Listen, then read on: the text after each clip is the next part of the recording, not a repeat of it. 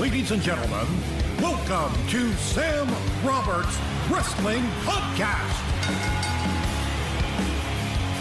Introducing your host from New York, here is Sam Roberts. We're in my hometown, Westchester, New York, the Westchester County Center, White Plains. And Bobby Roode is here. Bobby, what's the haps, man? Well, like you said, we're here, Westchester, New York. A little cold outside, but it's always glorious when I'm around. So it is glorious. Yeah. What's now that you're full-time Smackdown on the road, you've had some time to get used to the schedule and everything. How does it compare to what you were doing before? Because when you were in NXT, you weren't at the Performance Center, right? You were just on the NXT road shows. Right, and you know what? As I started, the NXT really started to grow and started to do more shows on the road outside of their what they call their Coco shows within the state of Florida. We started traveling around, domestically to different states and doing, Thursday, Friday, Saturday shows. Sometimes Thursday, Friday, Saturday, Sunday. Some international stuff, but nothing compared to what I'm doing now. Since I got brought up to Smackdown in August, I've done 3 international tours, and I don't believe I think I've had maybe 1 weekend off since I started. So 3 international tours since August? Yeah, we did 3 or 4 months. We did South America in October. Then we did our 2 weeks in Europe, and then we just got back from Peru and Mexico. So. And is this the most you've ever consistently worked? Because TNA never ran like this, right? No, and this is definitely the most consistent schedule for sure. It's busy, but you know what? 19 years ago, I got into this business knowing that if I was going to make it in this business, it was going to be like this. Yeah. And so this was expected. So, I'm having fun doing it. How does your body maintain like that? Because obviously, there's got to be some getting used to it, right? That we're doing this again. We're going to do it again. We're going to do it again. And the weird thing about it is like you said, throughout my career, I've had different schedules. Lighter schedule, obviously the schedule's a lot busier, but your body kind of becomes callous to it, if that makes sense. So if, for instance, in the past in my career, I've had, dates where I've gone a couple times, I've gone to work a weekend, maybe 3 or 4 shots, and then I'd go home for 2 weeks, and then I'd go back on the road. That's when I'm the most sore. When I'm working a consistent schedule like this, your body kind of becomes used to it. And the worst part of it all, and I've always said this from day one, is the travel. Sitting in a car, driving for 3 or 4 hours to the next town, or, flights and stuff like that. Yeah, totally. Is head and shoulders worse than, falling on my back out there. So, yeah. But yeah, it's been great. Do you, at this point in your career, it's hard to imagine, getting better, but I guess that's the whole goal, right? You keep going because you keep getting better. Do you feel like that is accelerated when you're working as much as you are? Like you're getting that sort of this is a year's worth of wrestling in 4 months or whatever? For me, at this point in my career, it's more about the confidence. Each time you go out there, you get more and more confident in your ability. You get more confident in front of, the fans, the WWE universe. It's just at this point, it really is, for me, it's about not necessarily getting better. I can always get better. That's one of the things, the beauties of this business is that it keeps changing all the time. So you have to keep up with it and challenge yourself to continue to get better, because the guys, I've been around for a while, and the guys that I've been working with are a lot younger than me. So it's you got to be able to keep up to those guys and go out there and perform to their level many times. And for me, it's just, having that confidence in my ability, going out there, having good matches, good performances, coming back through the curtain after a match is done, and being proud of something. So is that kind of the survival mechanism, is just concentrate on what's tonight's match, do a good match, and that's what's in your control? That's it. That's all you can do is, and that's the one thing that I've learned in this business, is that you can only control, that day. The next day you don't know what's going to happen, and you basically, I've always gone through my career just kind of one day at a time. I don't look too far ahead. Obviously, you have goals. You have to set goals for yourself. And for me, has always been the ultimate goal is always to be a champion, or to be a face of a company, or be the top guy in a brand. Whatever that case may be, that was always the goal, and always still will be my goal. Because if you don't have a goal in whether it's this or working at a Walmart or whatever, there's no sense being here, you know right. what I mean? So you always have that desire to do something better and to get better. But I would imagine that, the NXT run specifically, but even getting to the main roster at this stage in your career, like at that point, you probably have to kind of give up on this idea of planning everything out. Because I don't think, 10 years ago, you were probably going, you know what, maybe where I'm at is where I'm going to be at, and I'll just be the best person here. I don't think that it's not a given, right, at that point that you're going to be here ever. No, yeah, you never say never in this business, and it's been told to me a million times, and obviously, for me, the WWE was always the ultimate, in sports entertainment. This is the place to be if you want to make a name for yourself. You have to get to this company and be put on this, this stage, and it's everything that I thought it would be, to be honest with you. Just the popularity of the glorious character, and just being around not only the guys in the locker room, but the guys behind the scenes, the office, the production people. Everything is just so top notch and outweighs everything that I've ever experienced in my career before I got here. Did you have guys, not here necessarily, and I'm not going to ask you to name names, but were there guys that when you decided to go to NXT, were there guys outside of this place going like, what are you doing, man? There's easy money over here. NXT is down here. You're not even going to the main roster? Or did they all kind of get what was going on? Well, no, I think they kind of understood, because the guys that I worked with in other companies kind of saw the writing on the wall as well. Gotcha. And I have zero regrets in my career. I really have zero regrets. I was treated very well. But I just came to a point in my career where I was at a company for over 12 years. I felt like I did everything that I could possibly do there. All the way up. Rusev. I was just going. I was doing well. I was supporting my family. I had zero complaints. But it came to a point where it was like, we go back to the question a while ago. It was like, okay, I'm going to go to work for 6 days, and then I'm going to go home and sit for 2 months. And then they're going to want me to come back and work 7 days, maybe twice in one day, and then go home for 3 months. That's not what I got in the business for. Yeah. I got into the business to be on the road, come to places like this and work in front of, live crowds, and then go to TV and work, and then go home for a couple days, and then go back on the road. It's just, that's the schedule that I wanted. That's the schedule that I expected when I started in this business, and that's not what I was getting there. I was starting to lose the passion for the business that I've always loved. I'm 19 years in, almost 20 years in this summer, and I love the business. And got to the point in my career at that other company where I was just like, I don't love it anymore, and I gotta go home and kind of figure out what I want to do and if I still love it. And fortunately for me, I got an opportunity, and it's been great. Are you glad that, and like you said, there's no regrets, so you have to be like, there are benefits, right, to coming here later in the game with like all that experience under your belt. I think that like there are things here that you probably appreciate more than other people who didn't have to deal with everything that you've dealt with. I think that like, you've really got this look, and there are a handful of guys here now that know what this business looks like outside of this place, and probably can appreciate what you're talking about, like just the production value being top notch, everything being top notch, more than if you'd never been here, right? Or if you'd come here when you were 25 or something. Yeah, you would maybe, I don't know. If I was back in like 2000, even 99, when I was like breaking in and coming around and just trying to get a dark match and tried to be seen by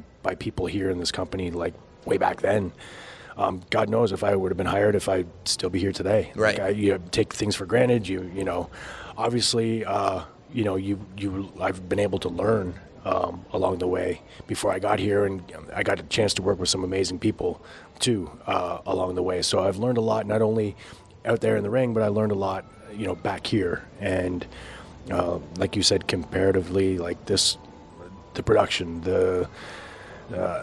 just the way they treat people and the way that the fans perceive us is the larger than life thing, the superstar thing is real. The superstar, it's absolutely real, 100% real. And until you're here and you become that or involved in that, you don't know that. And it's absolutely true. You are a superstar here.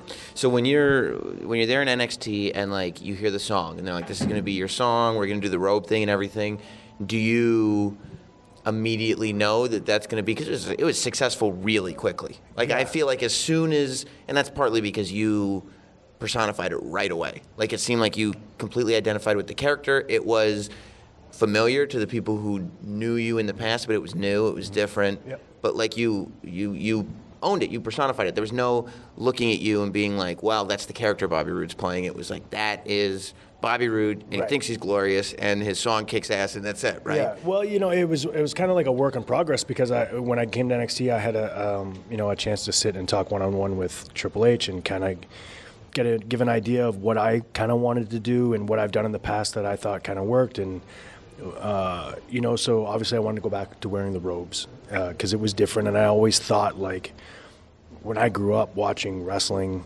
there was tons of guys that wore, not just everybody associates the robe with Ric Flair, but Rick Rude wore one. Sure. Greg Valentine. Greg the Hammer Valentine wore one. Yeah, I mean, so Mr. Wonderful. Mr. Paul Orndorff. Yeah. He had great robes. Yeah. You know what I mean? So, I mean, but that just kind of went to the wayside. I mean, Rick continued to wear them throughout his career, but it just, nobody really wore one, and it kind of made me stand out, when I wore it in the past, and because nobody else was wearing them. And so I kind of wanted to bring that to NXT and bring that back. And then, to be honest, I had a different song picked out.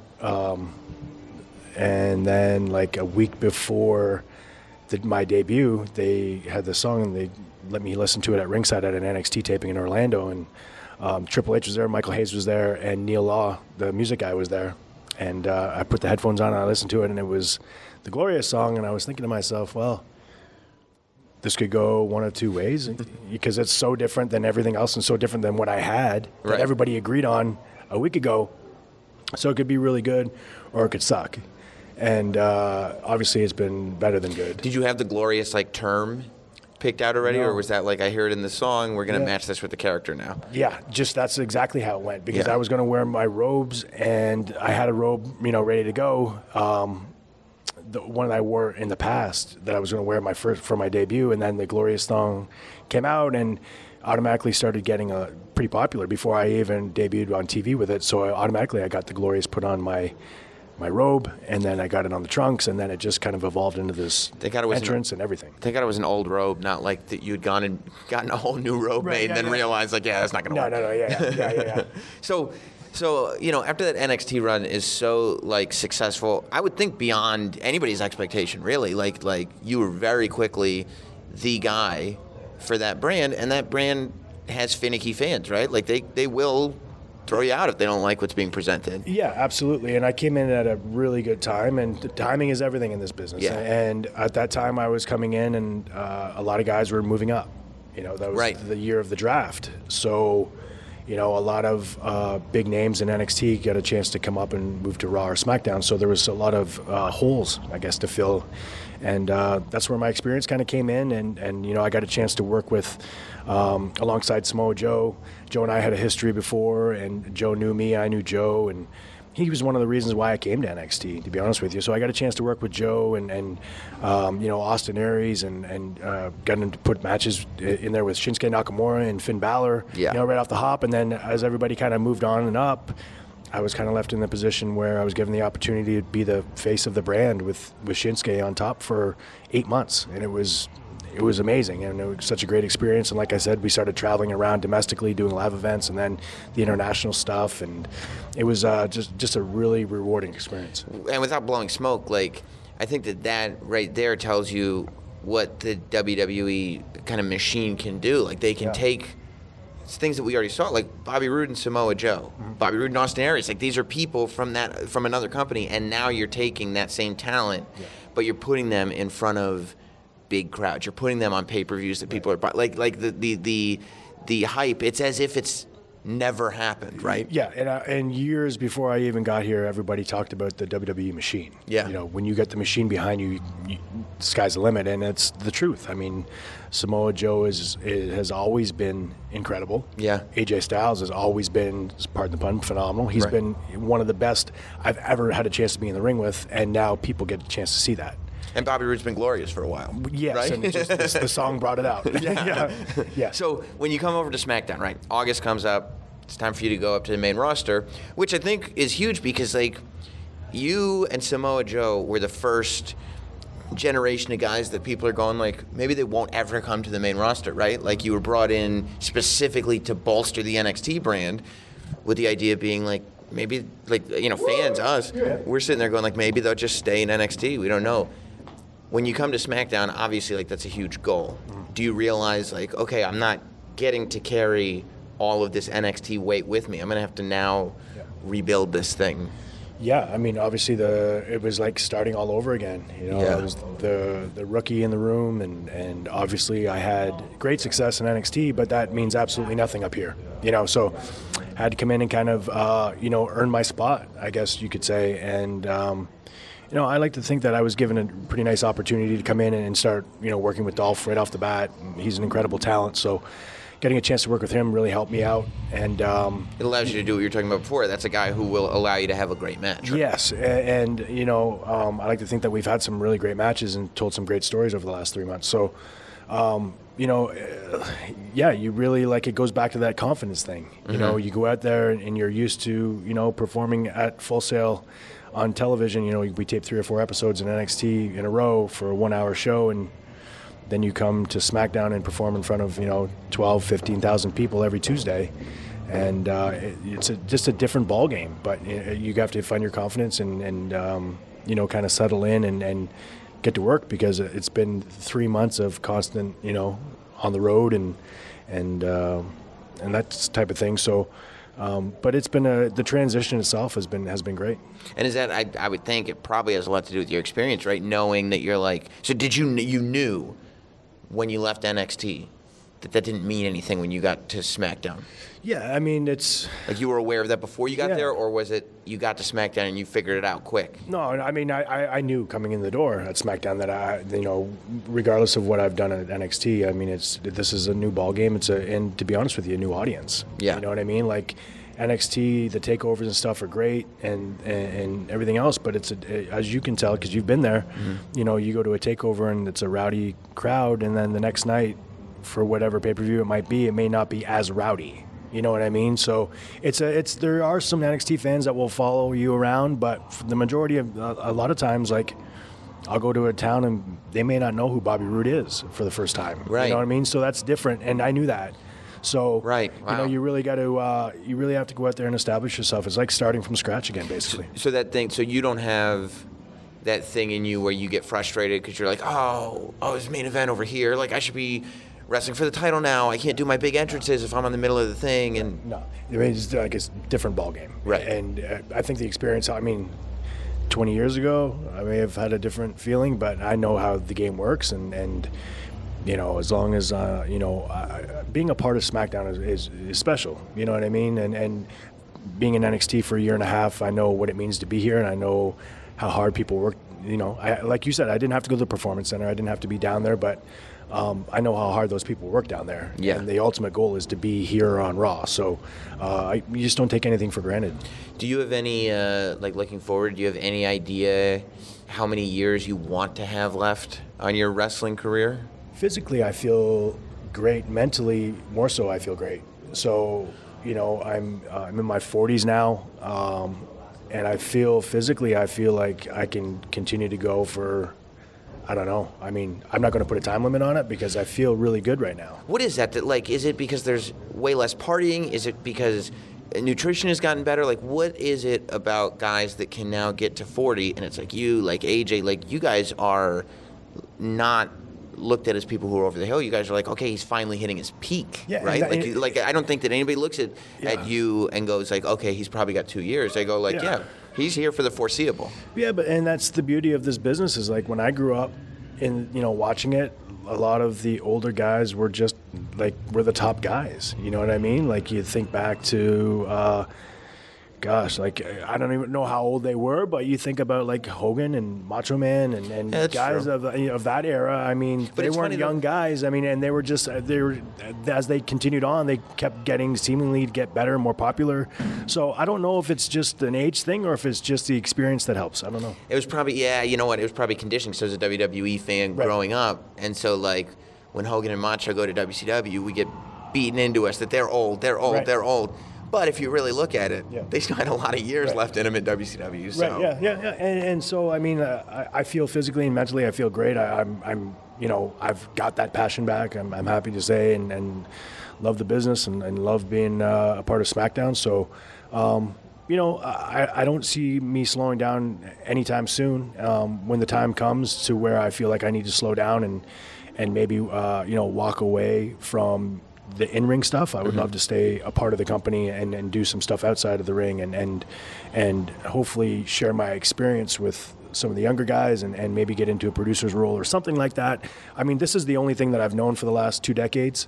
I really don't see myself doing anything else. And like I said, there's just a passion that I have for this business that will probably keep me in it in some capacity. That's awesome. Well, I could talk to you forever, but you got an event coming up tonight that I got to let you go compete in, and then you guys are going to be all around the country for the holidays, right? Yes. We so Christmas Day, I fly out and we start our holiday tour. We head into Chicago, of course, for Smackdown on the 26th. Yes. And then we head to the beautiful new Red Wings Arena in Detroit. I'm a big Red Wings fan. Oh, so that's exciting. Yeah, that's exciting. So have you been to that arena before? Yeah, we did Hell in a Cell there. My very first pay-per-view on the SmackDown great. roster. So it was fitting. Yeah. Because I'm such a big Red Wings fan. But we're back there the 27th in Detroit. The 28th, we go to Pittsburgh. The 29th, we're in Hershey, PA. And then we take a little flight down to Florida in Tampa, and we're there on the 30th. So it's a busy schedule, but it's going to be a lot of fun. That's the best to check out when you guys have like a week off or whatever. It's the best to go to live shows. I know there's a ton. I think a lot of the Raw guys are going to be in the New York area at like the Garden on the 26th and all over the place. And I think they're going to Long Island too. So I'm probably going to try to sneak into as many of those shows as I can. Those holiday tours they're from what I hear, they're great. So this is my first one, but I'm looking forward to it. Yeah. Awesome. Yeah. Well, Bobby Roode, I'm so happy for your success, and I hope there's a ton more. Thanks, man. Thanks for having me, man.